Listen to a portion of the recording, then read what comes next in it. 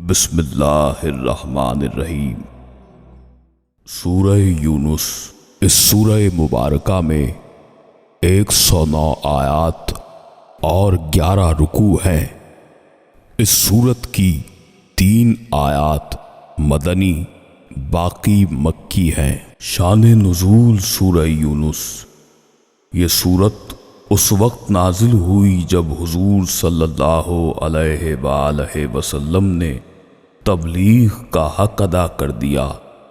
اس سورت میں ان انبیاء اکرام علیہم السلام کا ذکر ہے جن کی قوموں نے ان کی دعوت ماننے سے انکار کر دیا، اور جب ان کی ہدایت کی توقع نہ رہی تو ان قوموں پر عذاب الہی آیا اور اس نے انہیں ختم کر کے رکھ دیا۔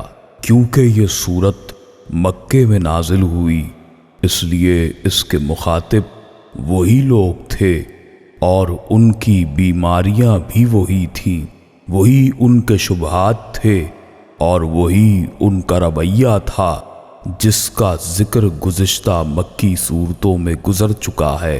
اس صورت میں بھی انہی لوگوں کی اصلاح کی مشفقانہ کوششیں کی جا رہی ہیں اور بڑے پیار بھرے انداز میں ان کے اعتراضات کا جواب دیا جا رہا ہے۔ مضامین سورہ یونس۔ کفار مکہ کی سب سے مہلک بیماری شرک کی بیماری تھی۔ ان لوگوں نے مختلف کاموں کے لیے مختلف بت بنا رکھے تھے، جس کی وجہ سے انہیں ایک خالق و مالک کی بات سمجھ نہیں آتی تھی۔ اس سورہ مبارکہ میں ان سے پوچھا جا رہا ہے کہ یہ تم نے جو خدا بنا رکھے ہیں ان کے خدا ہونے کی تمہارے پاس کوئی دلیل بھی ہے؟ ان کو عالم دنیا کی ان گنت چھوٹی بڑی چیزیں بتا کر پوچھا جا رہا ہے کہ آؤ بتاؤ کہ کیا تمہارے خداؤں نے ان میں سے کسی کو بھی پیدا کیا ہے؟ تمہارے رہنے سہنے، بولنے اور عزت سے رہنے سہنے کے لیے تمام ان خداؤں نے تمہارے لیے کیا کیا ہے؟ اگر تمہارے پاس تمہارے ان سوالوں کا جواب نفی میں ہے تو پھر ان کی خدائی پر کیوں ایمان لاتے ہو؟ اتنا مؤثر اور دلنشیں انداز ہے کہ دل میں اتر جاتا ہے۔ پھر ان سے کہا جا رہا ہے کہ یہ تمام تخلیق ایک رب وحدہ لا شریک کی ہے۔ تمہیں اسے پہچاننے کے لیے سینکڑوں نشانیاں زمین و آسمان میں ملیں گی اور اس کی قدرت و حکمت کی ہمہ دانی و ہمہ بینی کے آثار تمہیں دنیا میں اپنے گرد و پیش میں نظر آئیں گے۔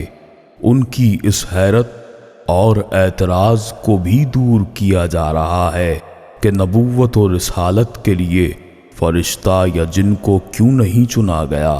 انہیں سمجھایا جا رہا ہے کہ فرشتہ اور جن کو نہ تم دیکھ سکتے تھے اور نہ ان کی زبان سمجھ سکتے تھے، اور اگر فرشتہ یا جن تم کو اپنا آپ دکھاتا تو تم ہیبت و جلال سے اپنے ہوش و حواس کھو بیٹھتے۔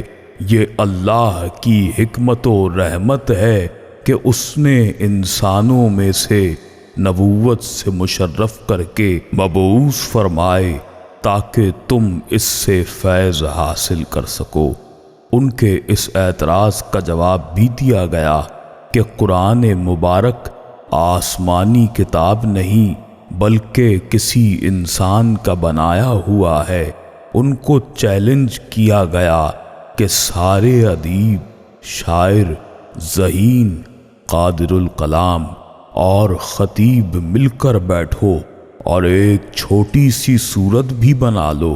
اس طرح اسلام کا چراغ بجھ جائے گا اور تمہاری بے چینی دور ہو جائے گی، اور اگر نہیں بنا سکتے تو بیجا ضد پر مت اڑے رہو اور جان لو کہ یہ کلام الہی ہے اور تمہارے لیے خیرات و برکات ہے۔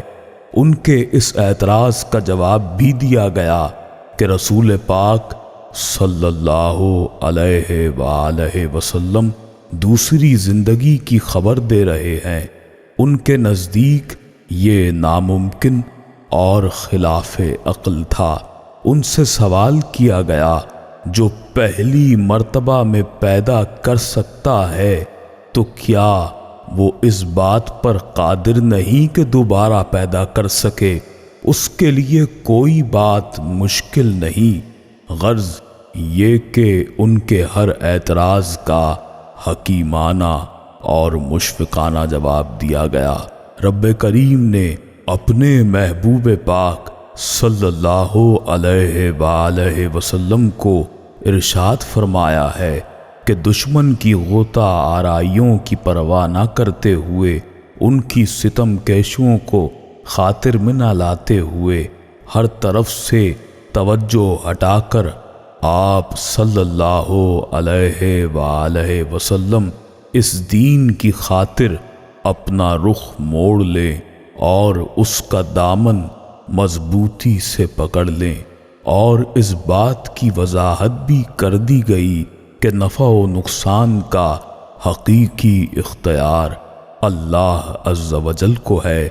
وہ جسے چاہے احسانات و انعامات سے مالا مال کر دے اور جسے چاہے کسی مصیبت میں مبتلا کر دے۔ اس کے جود و سخا کو کوئی نہیں روک سکتا، نہ غضب کو ٹال سکتا ہے، اور اس نے ہی اپنے حبیب صلی اللہ علیہ وآلہ وسلم کو نبوت و رحمت للعالمین کی خلعت فاخرہ سے سرفراز فرمایا ہے۔ مختصر خلاصہ سورہ یونس، یہ حکمت والی کتاب کی آیتیں ہیں۔ کیا ان لوگوں کو اس بات سے تعجب ہوا کہ ہم نے ان میں سے ایک کے پاس وحی بھیج دی کہ سب لوگوں کو ڈرائے اور جو ایمان لائے ان کو خوشخبری سنائے؟ ان کے رب کے پاس ان کو پورا پورا اجر و مرتبہ ملے گا۔ کافروں نے کہا کہ یہ شخص تو صریح جادوگر ہے۔ بلا شبہ تمہارا رب اللہ ہی ہے جس نے آسمانوں اور زمین کو 6 روز میں پیدا کر دیا، پھر عرش قائم ہوا۔ اپنی شان کے مطابق وہ ہر کام کی تدبیر کرتا ہے۔ اس کی اجازت کے بغیر کوئی اس کے پاس سفارش کرنے والا نہیں۔ ایسا اللہ تمہارا رب ہے، تم اس کی عبادت کرو۔ کیا تم دھیان نہیں کرتے؟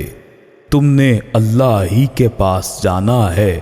اللہ نے سچا وعدہ کر رکھا ہے، بے شک وہی پہلی بار پیدا کرتا ہے، پھر وہی دوبارہ پیدا کرے گا، تاکہ ایسے لوگوں کو جو ایمان لائے اور انہوں نے نیک کام کیے انصاف کے ساتھ جزا دے گا، اور جس نے کفر کیا اس کے واسطے کھولتا ہوا پانی پینے کو ملے گا اور دردناک عذاب ہوگا اس کے کفر کی وجہ سے۔ وہ اللہ ایسا ہے جس نے آفتاب کو چمکتا ہوا بنایا اور چاند کو نورانی بنایا اور اس کے لیے منزلیں مقرر کی تاکہ تم برسوں کی گنتی اور حساب معلوم کر لیا کرو۔ اللہ نے یہ چیزیں بے فائدہ نہیں پیدا کی، وہ یہ دلائل ان کو صاف صاف بتا رہا ہے جو دانش رکھتے ہیں۔ آگے کی آیات میں کہ انسان کس کس طرح اللہ کی نافرمانی اور خود سری کرتا ہے، پھر گزشتہ امتوں پر جو عذاب آئے ان کی وجوہات کہ اللہ کی ذات پر جھوٹ باندھیں، انبیاء و مرسلین علیہم السلام کی تکذیب اور سرکشی، کیسے انسان اللہ کی حدود کو توڑتا ہے، ایسے کا حشر کیا ہوا؟ اور بھلائی والوں کے لیے بھلائی اس سے بھی زیادہ، اور ان کے منہ پر نہ چڑھے گی سیاہی اور نہ خواری، وہی جنت والے ہیں، وہ اس میں ہمیشہ رہیں گے، اور کفار کے لیے ان کے چہروں پر سخت سیاہی ہوگی، وہی دوزخ والے ہیں، ہمیشہ ہمیشہ اس میں رہیں گے۔ آگے اللہ اپنی قدرتوں کا اظہار کرتے ہوئے کہ کون ہے جو نکالتا ہے زندہ کو مردے سے اور نکالتا ہے مردہ کو زندہ سے، پھر اللہ ہی مالک ہے ہر شے کا، رزق، بارش، خیر و فضل اسی کی طرف سے ہے، تمام نعمتوں کا ذکر۔ پھر ان میں سے بعض ایسے ہیں جو ایمان لے آئیں گے اور بعض ایمان نہیں لائیں گے، اور بعض ایمان نہیں لائیں گے۔ آپ صلی اللہ علیہ وآلہ وسلم کا رب مفسدوں کو خوب جانتا ہے، اور یہ بات سچی ہے کہ اللہ لوگوں پر کچھ ظلم نہیں کرتا، لیکن لوگ خود ہی اپنی جانوں پر ظلم کرتے ہیں۔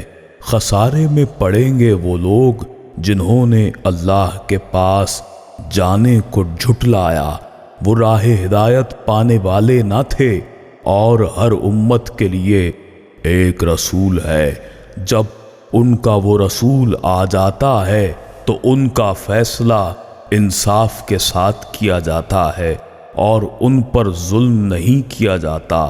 آگے کی آیات میں اے لوگو، تمہارے رب کے پاس سے ایک ایسی چیز آئی ہے جو نصیحت ہے، اور دلوں میں جو روگ ہیں ان کے لیے شفا ہے، اور رہنمائی کرنے والا ہے، اور رحمت ہے ایمان والوں کے لیے۔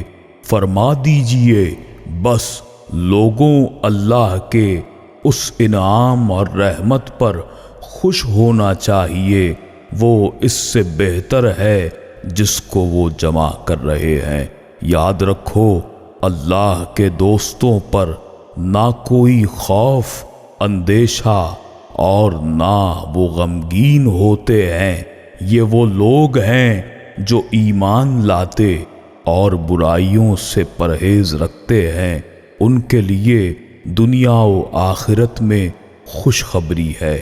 اللہ اپنے کلمات میں کوئی فرق نہیں کرتا، یہ بڑی کامیابی ہے۔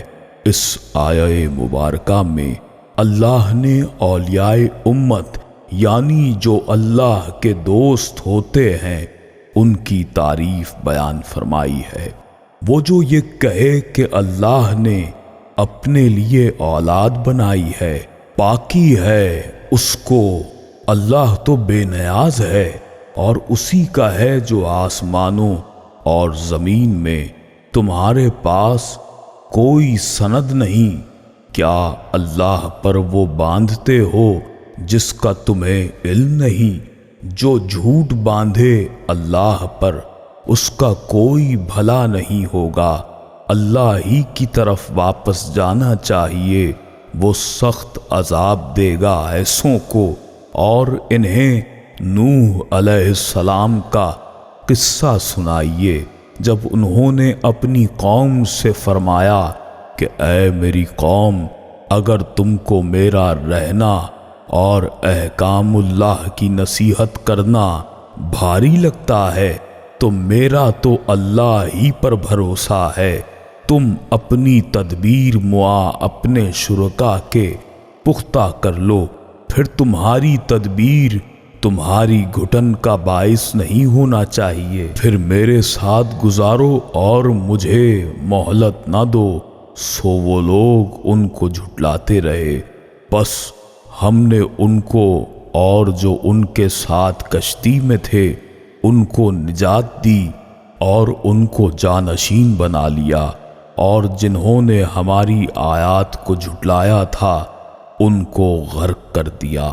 سو دیکھنا چاہیے کیسا انجام ہوا ان لوگوں کا جو ڈرائے جا چکے تھے۔ پھر ان پیغمبروں کے بعد ہم نے موسیٰ و ہارون علیہ السلام کو فرعون اور اس کے سرداروں کے پاس اپنی نشانیاں دے کر بھیجا اور انہوں نے تکبر کیا۔ وہ لوگ مجرم قوم تھے۔ اگلی آیات میں موسیٰ علیہ السلام اور قوم موسیٰ علیہ السلام اور فرعون اور اس کے ساتھیوں کے معاملات، فرعون کا انجام اور اس کا ایمان لانا مرتے وقت، اور اللہ کا رد کہ اب معافی نہیں مگر تیری لاش کو عبرت کا نشان بناؤں گا۔ پھر بنی اسرائیل پر اپنی رحمتوں اور نعمتوں کا ذکر، ان کو کھانے پینے اور رہنے کا بہترین ذریعہ عطا کرنا۔ آگے اللہ کریم نے فرمایا کہ جن کا مقدر ہے کہ وہ ایمان نہیں لائیں گے، چاہے تمام نشانیاں پہنچ جائیں ان کے لیے، اور وہ دردناک عذاب کو نہ دیکھ لیں۔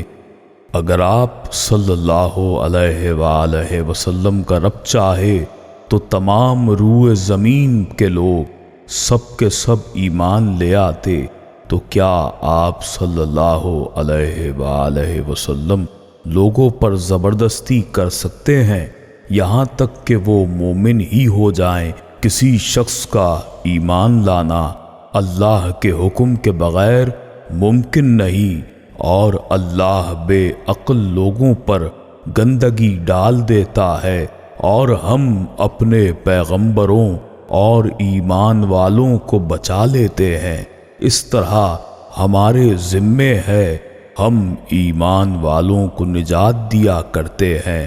آپ صلی اللہ علیہ وآلہ وسلم فرما دیجئے کہ اے لوگو، تمہارے پاس حق تمہارے رب کی طرف سے پہنچ چکا ہے، اس لیے جو شخص راہ ہدایت پر آ جائے سو اپنے لیے راہ راست پر آئے، جو بے راہ ہو اس کا بے راہ ہونا اس ہی پر پڑے گا، اور میں تم پر مسلط نہیں کیا گیا۔ آپ صلی اللہ علیہ وآلہ وسلم اس پر چلیں جو آپ صلی اللہ علیہ وآلہ وسلم پر وحی ہوئی ہے، اور صبر کریں یہاں تک کہ اللہ حکم فرما دے، اور وہ سب سے بہتر حکم فرمانے والا ہے۔